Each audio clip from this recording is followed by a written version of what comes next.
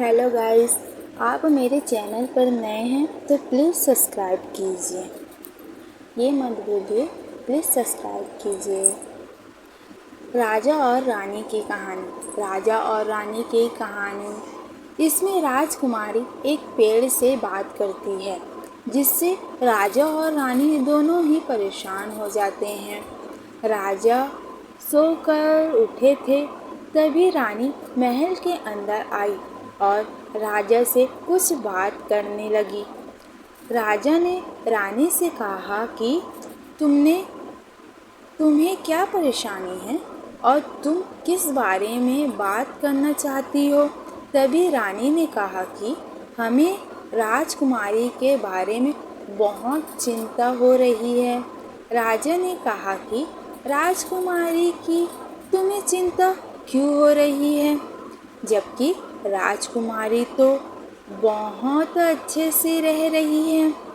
रानी ने कहा कि मैं हर रोज़ राजकुमारी को शाम होते ही बाहर जाते हुए देखती हूँ और कुछ ही देर बाद राजकुमारी वापस आ जाती है। मुझे यह समझ में नहीं आ रहा है कि रानी कहाँ जाती है, जबकि राजकुमारी ऐसा हर रोज़ कर रही है। ऐसा कोई भी दिन नहीं जाता है जिस दिन वह शाम को कहीं पर ना जाए। राजा ने रानी से कहा कि मैं इस बारे में पता लगा लूँगा, तुम्हें चिंता करने की आवश्यकता नहीं है। राजा ने अपने सेनापति को बुलाया और कहा कि हमें राजकुमारी की विस्तार से जानकारी चाहिए कि वह कहाँ कहाँ पर जाती है।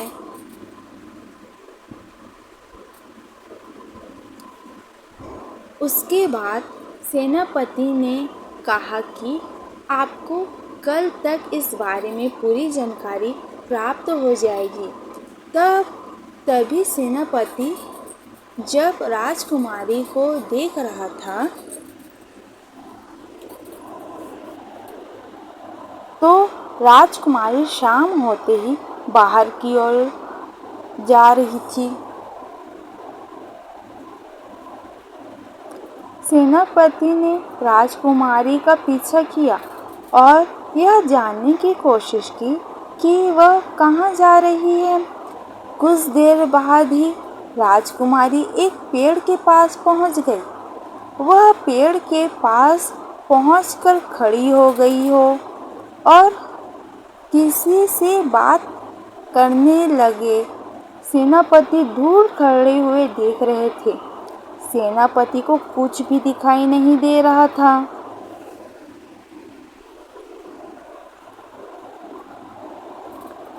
कोई भी नजर नहीं आ रहा, तो वह सोच रहे थे कि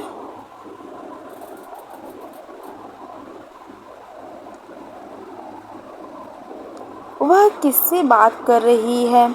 शायद वह पेड़ के ऊपर बैठा है। कुछ देर बात करने के बाद राजकुमारी वापस महल की ओर चल पड़ी है और सेनापति भी राजकुमारी के पीछे पीछे महल की ओर चले गए।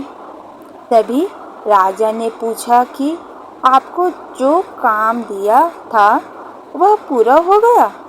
सेनापति ने राजा को बताया कि मुझे कुछ ही समझ में नहीं आ रहा है कि वह एक पेड़ के नीचे जाकर खड़ी हो जाती है और बातें करना शुरू कर देती है, जबकि मुझे पेड़ के पास कोई भी नजर नहीं आता है। नहीं आता हो सकता है कि पेड़ के ऊपर कोई बैठा। राजा को तो बहुत ज़्यादा चिंता हो गई थी, क्योंकि वह जिसे बात करती है वह नज़र भी नहीं आ रहा था। इसीलिए राजा ने अपने सेनापति के साथ वहाँ पर चलने की योजना बनाई। दोनों जैसे पेड़ के पास जा पहुँचे, तो खड़े हो गए और आवाज़ लगाने लगे कि पेड़ के ऊपर कौन है। कोई भी आवाज़ नहीं सुनाई नहीं दे रही थी। सेनापति ने कहा कि यही वह पेड़ है जहाँ पर राजकुमारी खड़ी थी, लेकिन वहाँ पर कोई भी नज़र नहीं आ रहा था। राजा ने कहा कि हमें ऐसा करना चाहिए कि कल जब राजकुमारी इसी समय आएगी तो हमें भी उसके पीछे आना होगा और जिससे वह बात करती है पकड़ लेना चाहिए। अगले दिन जब राजा और सेनापति राजकुमार का पीछा करते हुए पेड़ के पास पहुँचे तो राजकुमारी बात कर रही थी। राजकुमारी किससे बात कर रही थी, कोई भी नजर नहीं आ रहा था। तभी राजा और सेनापति पेड़ के पास पहुंच गए और जैसे ही एक पेड़ के पास पहुंचे, राजकुमारी डर गई, वहां से चली गई। राजा ने सेनापति को उस पेड़ पर चढ़ने के लिए कहा और देखा कि ऊपर कौन है, यह देखो। जब सेनापति पेड़ पर चढ़ा हो तो उसे कुछ भी नजर नहीं आ रहा था। राजा को भी कुछ भी समझ में नहीं आ रहा था कि यह क्या हो रहा है। तो फिर सेनापति महल वापस आ गए और राजकुमारी से राजा ने पूछा कि तुम किससे बात कर रही थी, हमें वहाँ पर कोई भी दिखाई नहीं दे रहा है। राजकुमारी ने राजा से कहा कि किसी को दिखाई नहीं देता, यह मुझे ही दिखाई देता है और मुझसे भी बात करता है। एक रात को जब मैं सो रही थी तभी वह मेरी खिड़की के पास खड़ा हुआ था और मुझे बुला रहा था। जब मैं उसके बुलाने पर उसकी जगह पर पहुंची तो वह पेड़ पर बैठा हुआ दिखाई देता है और वहीं से बात करता है। वह कभी नीचे नहीं आता है, वहीं पर बैठा रहता, मुझसे यह बातें करता है। राजा को इस बारे में बहुत चिंता होने लगी। जो कोई दिखाई नहीं देता वह कौन है, हो सकता है, और हमें यह जानकर बहुत बड़ी हैरानी हो रही है कि राजकुमारी उसके पास हर रोज आती है। तभी राजा ने कहा कि तुम्हें वहाँ नहीं जाना चाहिए, हो सकता है वह कोई नुकसान पहुँचा दे, इसीलिए उसके पास जाना खतरनाक हो सकता है। राजकुमारी ने कहा कि अगर मैं उसके पास नहीं जाऊंगी तो वह अगले दिन ही मेरी खिड़की के पास खड़ा हो जाएगा और हो सकता है कि वह मेरे कमरे में भी आ जाए। राजा को इस परेशानी का हल चाहिए था, इसीलिए वह एक साथ महाराज जी से मिले और सारी बात बताई। साधु महाराज जी राजा के साथ उस पेड़ के पास पहुँचे। साधु महाराज जी ने उपाय सोचा और पेड़ के चारों उसे कर दिया जिससे कि वह उस पर पेड़ से कभी भी दूर न जा पाए। साधु महाराज जी ने राजा से कहा कि अब यह कहीं भी नहीं जाएगा, राजकुमारी को यहाँ पर कभी नहीं आना है। अगर आप चाहते हैं कि आपका भविष्य भी सुरक्षित हो तो उसके लिए उस पेड़ को यहीं पर बंद करवा दीजिए। राजा ने उस पेड़ की चारों ओर दीवारें करवा दी और वहाँ पर जाने से सख्त मना कर दिया। यह उपाय कर तो लिया गया।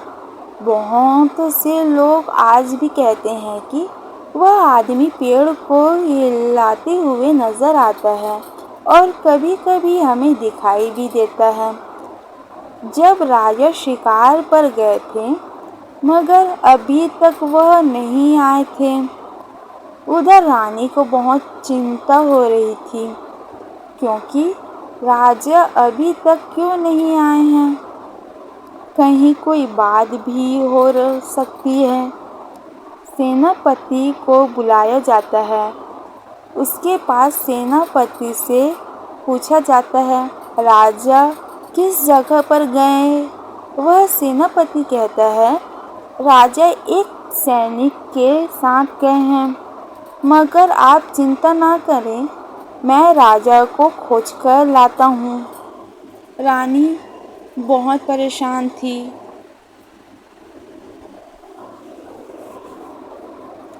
इसीलिए वह सेनापति के साथ में जाती है।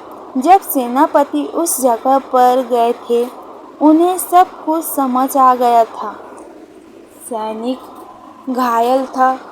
वह बताता है, शेर ने हमला किया है। यह बात आपको लग रही होगी, मगर कुछ लोग राजा को पकड़कर उधर ले गए हैं।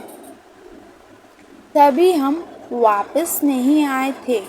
अब सेनापति को लगता है यह बात बहुत गंभीर है, इसीलिए रानी को वहीं पर रुकने के लिए कहा जाता है। जिसके बाद सेनापति राजा के पास पहुंच जाते हैं। उन्हें एक पेड़ के पास रखा गया था। वह कोई आवाज़ नहीं कर सकते थे, लेकिन सेनापति बहुत तेज थे। वह राजा को बचा लेते हैं। उन दोनों आदमी को पकड़ लिया था। उसके बाद राजा महल में जाते हैं।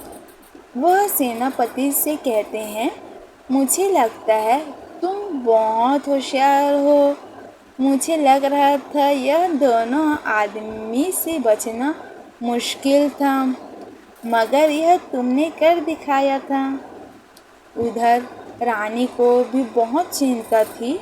राजा कहते हैं,